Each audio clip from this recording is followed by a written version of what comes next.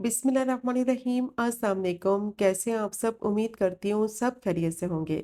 आज मैं आपके साथ शेयर करूंगी ढाबा स्टाइल मसूर दाल तड़का की रेसिपी, जो कि बहुत ही ज़्यादा टेस्टी बनती है, सिंपल और क्विक रेसिपी है।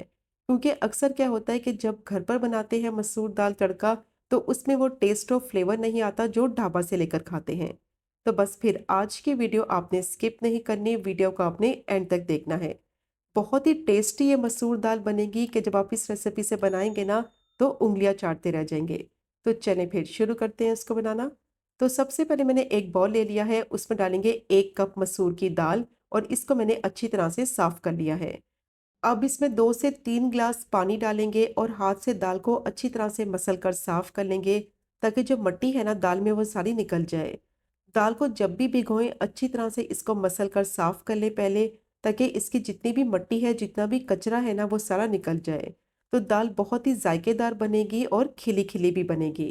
अब अच्छी तरह से देखिए, इसको मैंने मसल लिया है। अब जो पानी है ना, इसका फेंक देंगे और साफ पानी डालकर इसको आधे घंटे के लिए भिगो कर रख देंगे, ताकि दाल अच्छी तरह से भीग कर थोड़ी सी सॉफ्ट हो जाए और फूल भी जाए। अब मैंने पैन ले लिया है, इसमें भीगी हुई दाल डाल देंगे।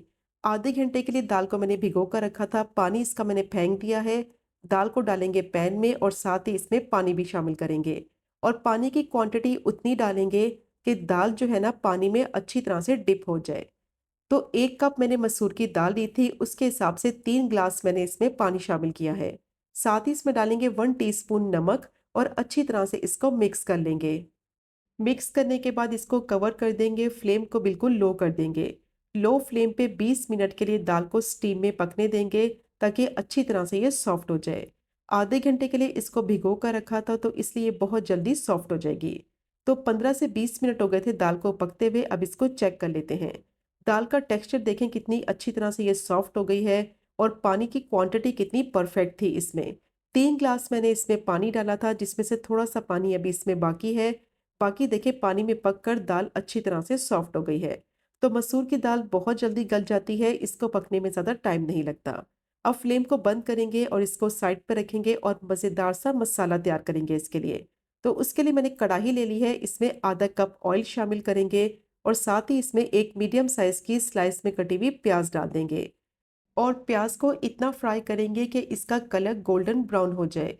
ऑयल की क्वांटिटी थोड़ी सी ज़्यादा इस्तेमाल करेंगे इस पॉइंट पर। तो वो क्यों इस्तेमाल करेंगे वो मैं आगे जाके बताऊंगी। अब प्याज को मैंने मीडियम टू लो फ्लेम पे 3 से 4 मिनट के लिए अच्छी तरह से फ्राई कर लिया है। इसका कलर देखें कितना अच्छा गोल्डन ब्राउन हो गया है। कंटिन्यू स्टर करते हुए इसको फ्राई करेंगे, ताकि प्याज का कलर जो है ना वो इवनली आए। अब इसमें डालेंगे 1 टेबल स्पून लहसुन अदरक का पेस्ट और इसको भी लो फ्लेम पे 2 से 3 मिनट के लिए फ्राई करेंगे, ताकि लहसुन अदरक का कच्चापन खत्म हो जाए। अच्छी तरह से इस पॉइंट पर इसको फ्राई करना है, वरना इसकी स्मेल आएगी मसाले में। अब जैसे ही लहसुन अदरक में से खुशबू आने लगेगी, ये फ्राई हो जाएगा, तो साथ ही इसमें डालेंगे 2 मीडियम साइज के चॉप किए हुए टमाटर। और ये टेस्टी दाल बनाने के लिए जो आप टमाटर इस्तेमाल करें ना, लाल रंग के पके हुए टमाटर इस्तेमाल करेंगे तो बहुत ही अच्छा टेस्ट आएगा और टमाटर बहुत जल्दी सॉफ्ट और टेंडर भी हो जाएंगे। अब अच्छी तरह से मैंने इनको 1 से 2 मिनट के लिए फ्राई कर लिया है। साथ ही इसमें 1/4 कप पानी शामिल कर देंगे और साथ ही इसमें कुछ मसाले भी डालेंगे, जिसमें 1 टीस्पून लाल मिर्च पाउडर और हाफ टी स्पून हल्दी डालेंगे। 1 टीस्पून मसाले के हिसाब से नमक ऐड करेंगे, या फिर आप अपने टेस्ट के हिसाब से भी नमक ऐड कर सकते हैं। अब अच्छी तरह से मसाले की भुनाई करेंगे, साथ साथ टमाटर को मैश भी करते जाएंगे और मसाले को भूनते जाएंगे। क्योंकि टमाटर जैसे ही पकने लगेंगे ना, इनका भी पानी निकलेगा, तो अच्छी तरह से इसकी भुनाई करनी है, ताकि पानी भी सारा खुश्क हो जाए और टमाटर अच्छी तरह से मैश हो जाए। बहुत ही टेस्टी ये दाल बनेगी कि जब आप इसको ट्राई करेंगे ना, तो आपके घर वाले बार बार इस दाल की फरमाइश करेंगे। बच्चे बड़े सबकी बहुत ही मोस्ट फेवरेट बन जाएगी। अब अच्छी तरह से देखिए, मैंने इसकी भुनाई कर ली है, मसाला इसका बेहतरीन तैयार हो गया है, ऑयल इसका सेपरेट हो गया है और जो टमाटर थे ना, देखें कितनी अच्छी तरह से मैश हो गए हैं। तो तकरीबन 7 से 8 मिनट के लिए मसाले को मैंने अच्छी तरह से भून लिया है। मसाला जो है ना, जितनी अच्छी तरह से भूनेंगे ना, उतना ही इसमें टेस्ट आएगा। अब जैसे ही ऑयल इसका सेपरेट हो जाएगा ना, तो इस पॉइंट पर जो ऑयल है ना वो सारा निकाल लेंगे। तो शुरू में ऑयल की क्वांटिटी मैंने इसीलिए ज़्यादा इस्तेमाल की थी, क्योंकि इस पॉइंट पर जो ऑयल निकलेगा वो सारा निकाल लेंगे, जो कि आगे जाके इस्तेमाल करेंगे। तो 1 कप मसूर की दाल ली थी, उसके हिसाब से आधा कप मैंने इसमें ऑयल शामिल किया था, जो कि बिल्कुल परफेक्ट रेशो है। अब देखिए अच्छी तरह से जो ऑयल है ना वो सारा मैंने निकाल लिया है। सिर्फ 2 से 3 टेबलस्पून ऑयल मसाले में रहने देंगे, ताकि जो उसका फ्लेवर है ना वो अच्छी तरह से मसाले में ही मिक्स हो जाए। अब जो दाल बॉयल की थी उसको मसाले में डालकर अच्छी तरह से मिक्स कर लेंगे और इस मसाले में दाल को पकने के लिए रखेंगे तकरीबन 20 मिनट के लिए, ताकि जो मसाले का फ्लेवर है ना वो दाल में अच्छी तरह से मिक्स हो जाए। तो इस पॉइंट पर ज़्यादा जल्दी नहीं करनी, तकरीबन 20 मिनट के लिए दाल को ज़रूर पकाना है, ताकि जो फ्लेवर है ना दोनों चीज़ों का अच्छी तरह से मिक्स हो जाए। और साथ ही इसमें 1 कप पानी भी शामिल कर देंगे, ताकि दाल की परफेक्ट कंसिस्टेंसी भी तैयार हो जाए। अब पानी डालकर भी इसको मैंने अच्छी तरह से मिक्स कर लिया है और दाल की कंसिस्टेंसी देखें कितनी परफेक्ट हो गई है। तो साथ ही इसमें डालेंगे 1 टीस्पून धनिया पाउडर, हाफ टी स्पून काली मिर्च का पाउडर और हाफ टी स्पून जीरा पाउडर शामिल करेंगे। अच्छी तरह से मसालों को मिक्स कर लेंगे। फ्लेम को बिल्कुल लो कर देंगे। मसालों को मिक्स करने के बाद इसको कवर कर देंगे। लो फ्लेम पे 15 से 20 मिनट के लिए इसको पकने देंगे, ताकि सब चीज़ों का जो फ्लेवर है ना वो अच्छी तरह से दाल में मिक्स हो जाए। दाल की कंसिस्टेंसी गाढ़ी या पतली आप अपने हिसाब से भी एडजस्ट कर सकते हैं। अब इसको मैंने कवर कर दिया है और तकरीबन 15 से 20 मिनट के लिए इसको मैंने पका लिया है स्टीम में।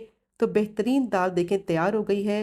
बिल्कुल ढाबा स्टाइल ये दाल बनेगी कि आप जब इसको खाएंगे ना तो उंगलियां चाटते रह जाएंगे। बहुत ही परफेक्ट कंसिस्टेंसी के साथ ये दाल बनकर तैयार हो गई है। तो बस अच्छी तरह से इसको थोड़ा-सा मिक्स कर लेंगे, फ्लेम को लो रखेंगे और साथ ही इसमें डालेंगे 2 से 3 टेबलस्पून बारीक चॉप किया हुआ हरा धनिया और इसको डालकर भी 2 से 3 मिनट के लिए मिक्स करते हुए पका लेंगे, ताकि धनिया का जो फ्लेवर है ना वो अच्छी तरह से इसमें मिक्स हो जाए।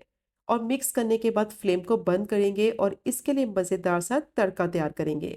तो उसके लिए मैंने पैन ले लिया है और जो ऑयल पहले से निकाल के रखा था वो सारा ऑयल पैन में शामिल कर देंगे और साथ ही इसमें डालेंगे बारीक कटे हुए अदरक के स्लाइसिस और 2 से 3 बारीक कटी हुई हरी मिर्च। फ्लेम को बिल्कुल लो रखना है, फ्लेम को ज़्यादा हाई नहीं रखना। और स्टर करते हुए सिर्फ 1 से 2 मिनट के लिए पका लेंगे दोनों चीज़ों को, ताकि दोनों चीज़ों का कच्चापन ख़त्म हो जाए। ज़्यादा इनको फ्राई नहीं करना है, वरना इनका टेस्ट ख़राब हो जाएगा और अदरक बहुत जल्दी जल जाएगी। अब सर्व करने से पहले ये तड़का दाल के ऊपर लगाएंगे तो बहुत ही टेस्टी मसूर दाल तड़का तैयार हो गई है। मस्ट ट्राई कीजिएगा। इतनी टेस्टी बनेगी ना कि सब घर वाले बार-बार इस दाल की फरमाइश करेंगे। और कंसिस्टेंसी आप चेक कर सकते हैं कितनी परफेक्ट बनी है। अब गरम-गरम तड़का दाल के ऊपर डालेंगे और इसको आप सर्व करें रोटी के साथ, चपाती के साथ, नान के साथ। परफेक्ट कॉम्बिनेशन रहेगा। तो मस्ट ट्राई कीजिएगा ये टेस्टी मसूर दाल की रेसिपी को। अगर आपको आज की वीडियो पसंद आए, आज की रेसिपी पसंद आए, चैनल को ज़रूर सब्सक्राइब करें, वीडियो को लाइक करें और शेयर करें। इंशाल्लाह मिलेंगे अगले कुकिंग व्लॉग में फिर एक नए रेसिपी के साथ। तब तक मुझे अपनी ख़ास दुआ में याद रखें। अल्लाह हाफ़िज़।